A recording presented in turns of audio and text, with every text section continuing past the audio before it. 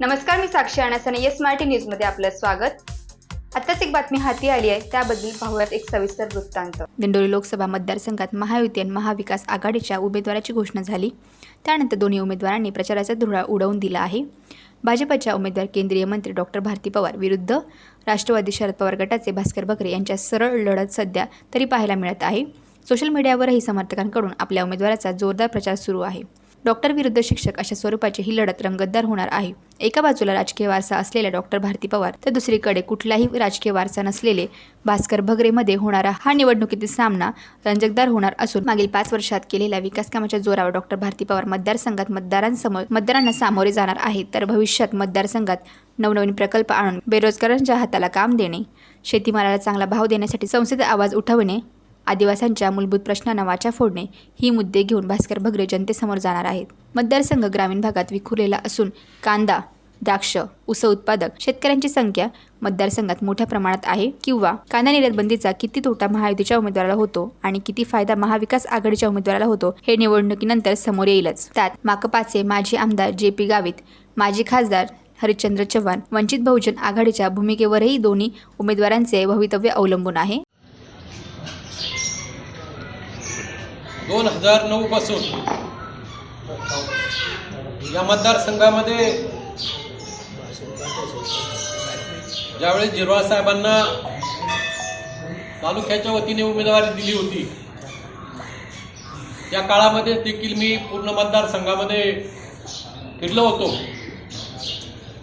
परंतु कधी मनामध्ये आपण उमेदवारी करावी असं आलं नव्हतं। आणि एक आपला कार्यकर्ता, साहेबांचा कार्यकर्ता, आदरणीय पवार साहेबांचा कार्यकर्ता म्हणून काम करीत राहणं हेच मला माहीत आहे आणि त्याच पद्धतीने मी काम करत होतो। उमेदवारीसाठी सगळ्यांनी हुरूप दिला, उमेदवारी मिळाली। ही उमेदवारी माझी नसून ही तालुक्यातील सर्वांची उमेदवारी आहे असं मी मानतो आणि त्या दृष्टीने आता अनेक जणांनी, कारण आर्थिक कुवत फार यासाठी लागते, परंतु माझ्यातली हिंमत ठरू नये म्हणून कोणी 5,000, कोणी 10,000, कोणी 1 लाख रुपये जाहीर केले। मी तुम्हाला विश्वास देतो की तुमच्या पैसा काही वाया जाऊ देणार नाही।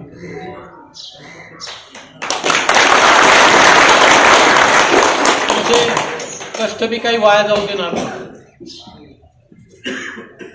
आजपर्यंत 15-20 वर्षामध्ये अगदी सरपंच पदापासून पंचायत समिती असेल, पंचायत समितीमध्ये 10 वर्ष काम करण्याची मला संधी मिळाली, जिल्हा परिषदेमध्ये काम करण्याची संधी मिळाली। अनेक वर्ष या तालुक्यामध्ये तालुका अध्यक्ष म्हणून काम करताना अनेक गोष्टी साहेबांच्या मार्गदर्शनाखाली करण्याचा प्रामाणिकपणे प्रयत्न केला आणि असाच प्रयत्न पुढच्या काळामध्ये मी करीत राहील एवढंच या निमित्ताने आई जगदंबेच्या समोर आपल्याला सगळ्यांना सांगतो। मतदारसंघामध्ये अनेक समस्या आहेत। आपण दिंडोरी तालुक्यामध्ये आहोत, खूप ज्यावेळेस इतर तालुक्यामध्ये जातो त्यावेळेस खूप समाधान वाटतं की आपण दिंडोरी तालुक्यामध्ये आहोत। देवळ्याचा भाग असेल, चांदोडचा भाग असेल, येवल्यामध्ये राजापूरकडचा भाग असेल, नांदगाव मधला पूर्वेकडचा भाग असेल किंवा मनमाडच्या मालेगावकडचा भाग असेल, या भागामध्ये अतिशय प्रचंड भीषणता पाहायला मिळते। म्हणजे आपण कुठे आणि तो भाग कुठे, म्हणजे अनेक समस्या शेतकरी बांधवांच्या आहेत।